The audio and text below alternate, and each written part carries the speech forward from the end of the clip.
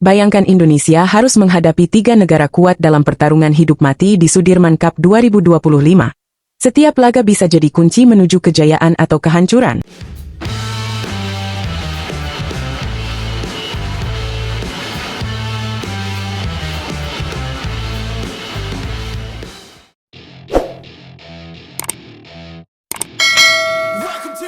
Halo, Sobat Catatan Badminton. Kembali lagi di channel kebanggaan kita semua, tempatnya update seru dan info terkini seputar dunia bulu tangkis. Hari ini kita bakal bahas salah satu turnamen paling bergengsi dan ditunggu-tunggu tahun ini, yaitu Sudirman Cup 2025. Siapkan semangat kalian, karena Indonesia akan kembali bertarung membawa nama merah putih di panggung dunia. Turnamen yang berlangsung dari tanggal 27 April hingga 1 Mei 2025 ini akan digelar di Fenghuang Gymnasium, Xiamen, Tiongkok. Total ada 16 negara yang terbagi dalam 4 grup, dan hanya 2 tim teratas dari masing-masing grup yang akan melaju ke babak gugur. Pastinya, tensi tinggi dan persaingan panas bakal langsung terasa sejak laga pertama dimulai.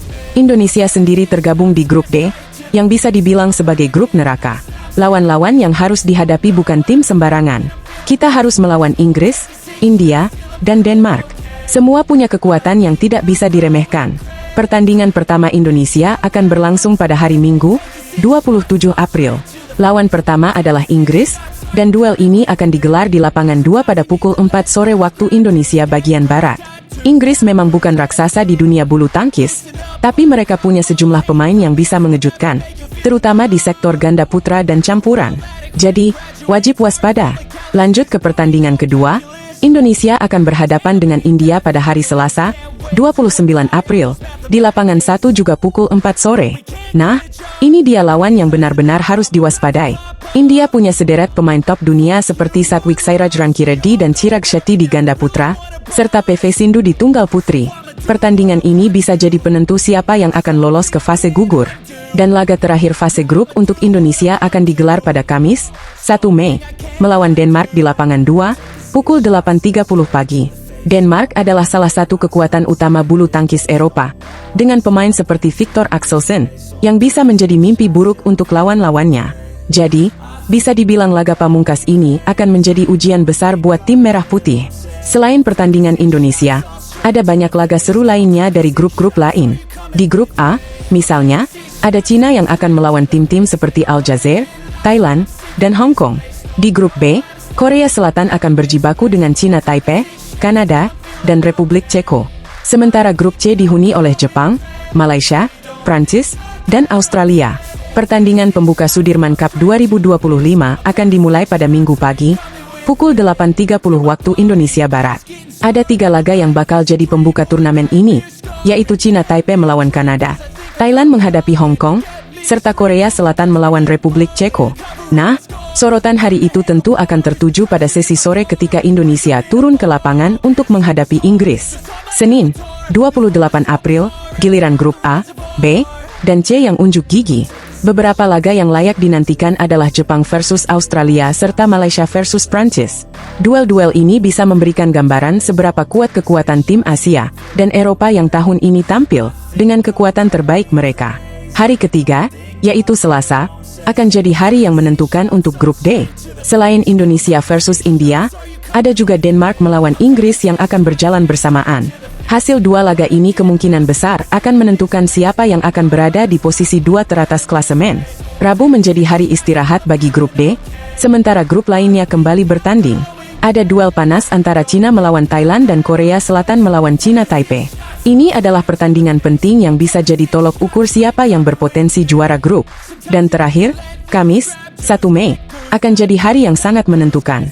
Selain duel Indonesia kontra Denmark yang sudah kita bahas tadi, Jepang akan melawan Malaysia, dan Prancis menghadapi Australia. Semua tim akan berjuang mati-matian di laga penutup demi mengamankan tiket ke babak gugur, yang akan berlangsung dari tanggal 2 hingga 4 Mei.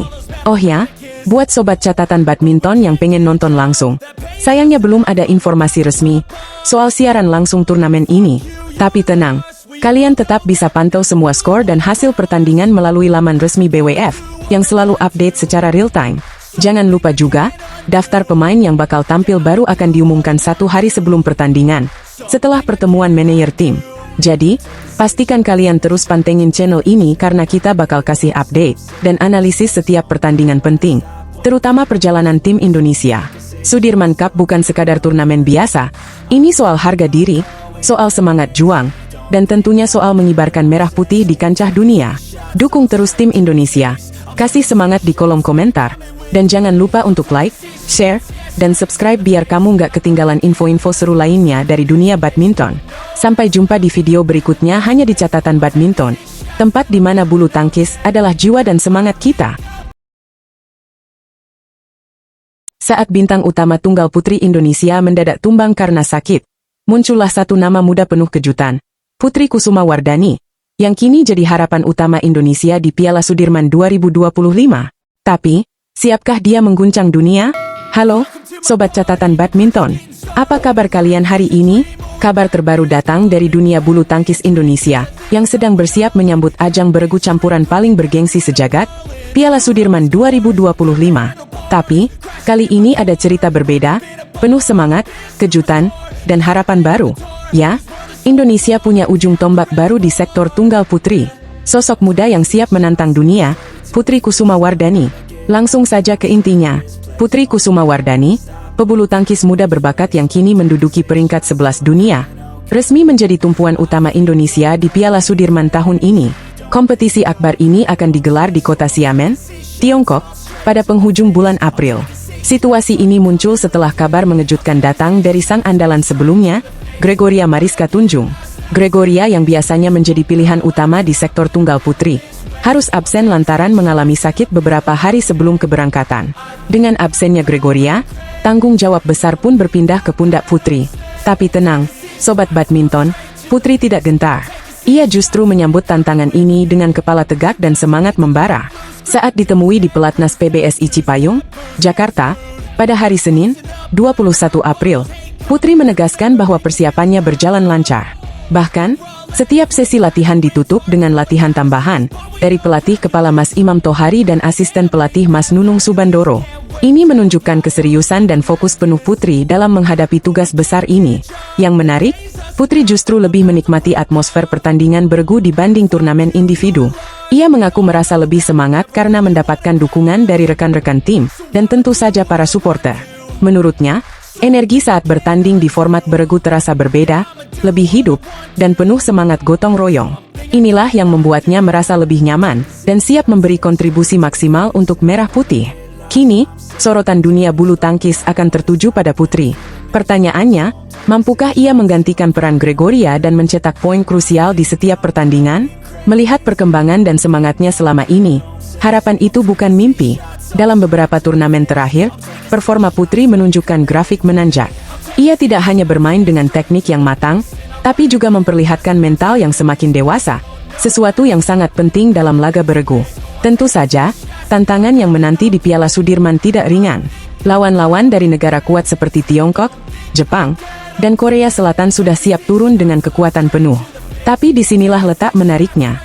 Dalam tekanan seperti inilah bintang baru seringkali lahir. Dan Putri, dengan segala dedikasi dan latihan kerasnya, sangat berpeluang menjadi salah satu kejutan besar di turnamen ini. Publik bulu tangkis tanah air pun menyambut peran baru Putri dengan optimisme. Di berbagai forum pecinta badminton, dukungan dan doa mengalir deras. Semua percaya, meskipun muda, Putri memiliki jiwa petarung yang tangguh.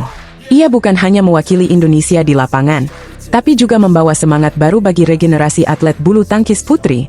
Jadi, Sobat Catatan Badminton, mari kita dukung penuh Putri Kusumawardhani di Piala Sudirman 2025. Jangan lupa nyalakan notifikasi, karena kami akan terus hadir dengan update paling hangat dari ajang ini.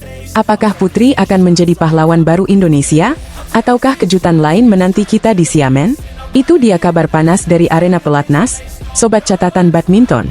Tetap semangat dukung tim Indonesia dan jangan lupa like, share, dan subscribe channel ini untuk terus mendapatkan info dan analisis eksklusif dari dunia bulu tangkis. Sampai jumpa di video berikutnya, dan salam Smay, simbol benturan raket dan shuttlecock bulu tangkis.